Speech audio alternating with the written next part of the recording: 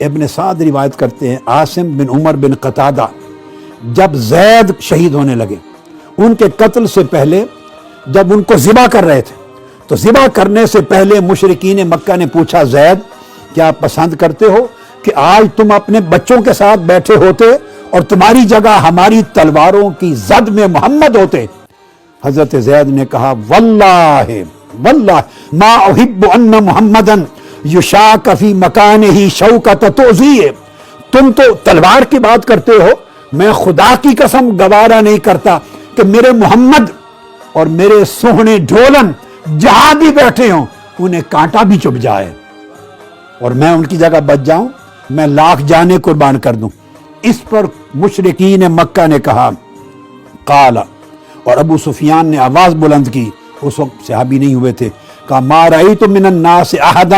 یحب کحب اصحاب محمد محمدا، میں نے کائنات انسانی میں ایسی محبت کا نقشہ کہیں نہیں دیکھا جتنے محمد کے صحابی ان سے عشق کرتے ہیں کہ کوئی اور کسی اور انسان سے محبت کرتا ہو۔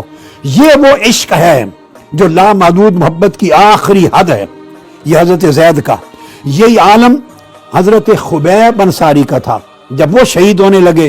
ان سے کفار نے پوچھا اتحب ان محمد مکانک،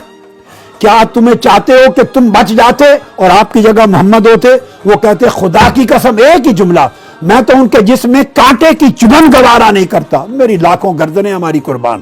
آقا کی ذات کے لیے۔ جب حضرت سعد بن ربیع ان کو نیزے لگے، 12 نیزے لگے، جسم چھلنی ہو گیا، انہوں نے ابی بن کعب سے کہا ابی بن کعب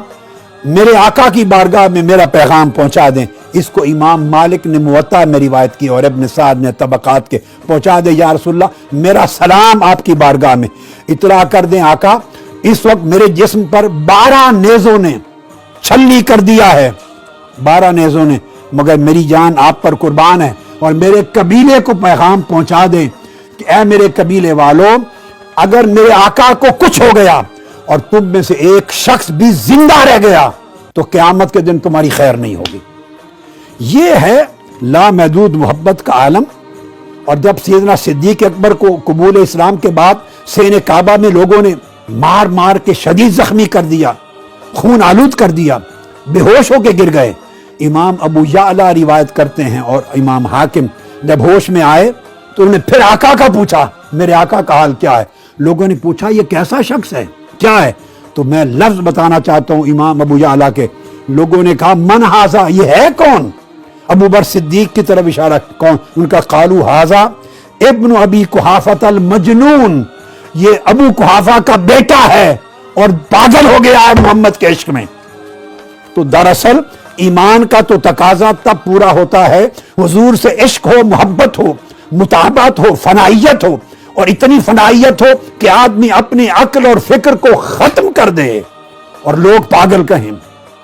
سمجھے کہ عشق رسول میں پیگل ہو گیا ہے۔ عروہ بن مسعود سے پوچھیں کہ صحابہ کرام کا پیمانہ کیا تھا، صحیح بخاری میں ہے۔ آج لوگ اس درجے کی محبت کو غلطی سے کبھی شخصیت پرستی سے تعبیر کرتے ہیں، کبھی اس کو کچھ اور تعبیر کرتے ہیں اور سمجھتے ہیں کہ اصل محبت فقط مطابعت تھی۔ مطابعت بے شک کمال محبت ہے، مگر اصل محبت کو بھی سمجھو، اس کے کچھ آداب اور ہیں اور صحابہ کرام سے سیکھو۔ تو صحیح بخاری میں ہے عروہ بن مسعود جب پلٹے کفار کی طرف تو کہا کہ اے لوگوں خدا کی قسم میں کیسر روم بھی گیا ہوں، کسرا بھی دیکھا ہے، نجاشی کا دربار بھی دیکھا ہے، میں نے جس طرح اصحاب محمد کو محمد کی تعظیم کرتے دیکھا ہے روئے زمین کے کسی شہنشاہ کی ایسی تعظیم نہیں دیکھی۔ کیوں کہ وہ تھوکتے ہیں تو ان کا لعاب دہن اٹھا کے ماتھے پر منہ پہ مل لیتے ہیں، آقا علیہ السلام بات کرتے ہیں تو ان کی آوازیں نیچے چلی جاتی ہیں۔ محبت کے اندر عشق کا یہ عالم اور پھر اس کے ساتھ اس طرح کی تعبیر، تعظیم اور حضور کی ہر شے کو اس طرح ترجیح دینا، اس طرح کے صحابہ کرام کا عمل۔ سیدنا صدیق اکبر کا میں ایک حدیث صحیح بخاری سے کوٹ کرتا ہوں، صحیح بخاری سے نماز پڑھا رہے ہیں سیدنا صدیق اکبر، بخاری اور مسلم کی متفق علیہ۔ آقا علیہ السلام کی علالت کے آخری 3 دن ہیں، آپ نے پردہ ہٹایا اور دیکھا میرے صحابہ کس طرح نماز پڑھتے ہیں ابو بکر کی امامت میں۔ جب دیکھا تو پردے کی جب ہٹنے کی آواز آئی تو صحابہ کرام نے سمجھا شاید آقا علیہ السلام باہر تشریف لے آئے، ایسا خیال گزرا۔ تو صحابہ کرام جو سمت کعبہ منہ کر کے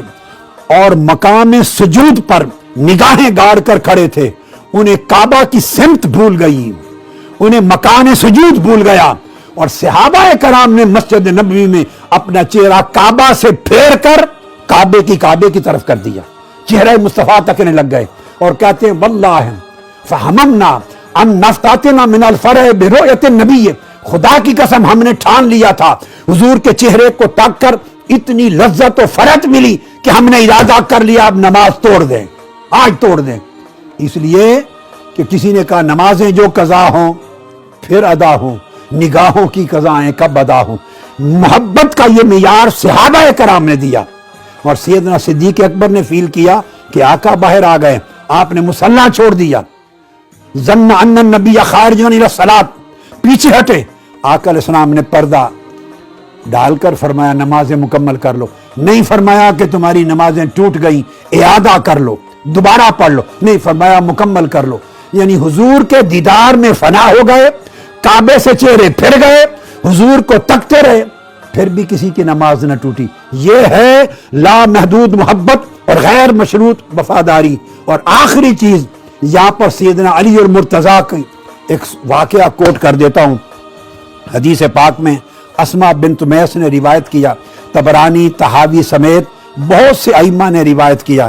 کہ وہ مشہور واقعہ جب سیدنا علی شیر خدا کی گود میں سر اقدس رکھ کے آقا لیٹے ہوئے ہیں، آپ آرام فرما رہے ہیں، وحی اتر رہی ہے، آپ کی آنکھوں کے سامنے سورج غروب ہو رہا ہے، غروب ہو گیا سورج۔ نماز عصر